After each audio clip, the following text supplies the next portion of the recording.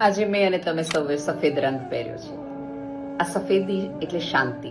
શાંતિ આપણને આમનામ નથી મળી. કેટલી આઝાદીની લડતો, કેટલી ભૂમિ લાલ થઈ છે, ત્યારે આ સફેદ રંગ મને અને તમને નસીબ થયો છે. અને અત્યારે આપણા દેશના કેટલાય જવાનો 12 કલાક લેખે એક પગે ઊભા રહે છે, 18 કિલો વજન સાથે. જ્યાં હું ને તમે પગ પણ મૂકી શકતા નથી, ત્યાં એ લોકો ઊભા રહે છે.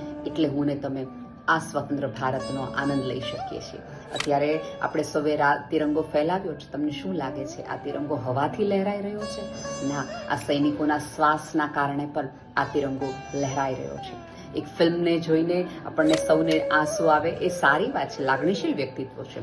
પણ જ્યારે સેનાનો એકાદ સૈનિક રાષ્ટ્રધ્વજમાં લપેટાઈને પોતાના ઘરે આવે, ત્યારે મારા ને તમારી આંખમાંથી આંસુ નીકળે અને એના પરિવાર માટે કશું કરવાનું મન થાય. ત્યારે પણ સાચી અર્થમાં 15મી ઓગસ્ટ આ સ્વતંત્રતા દિવસ એ કોઈ સ્થળ, કાળ કે દિવસ નથી. એ તો આજીવન ઉજવાતો એક પર્વ છે, જેની માટે એક જવાબદાર નાગરિક બનવાની આપણે સૌએ જરૂર છે.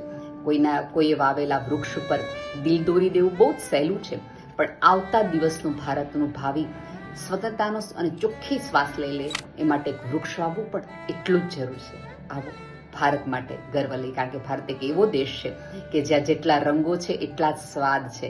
આ ભારતીય હોવાનો ગર્વ લઈએ અને આવતી પેઢીને પણ સમજાવીએ કે આ આઝાદી આ ગઈકાલે પણ ઇઝીલી નહોતી મળી, અને આજે આઝાદી ટકાવવા માટે કેટલા નેતાઓથી લઈ અને સૈનિકો સુધી કેટલા પ્રયાસ કરી રહ્યા છે.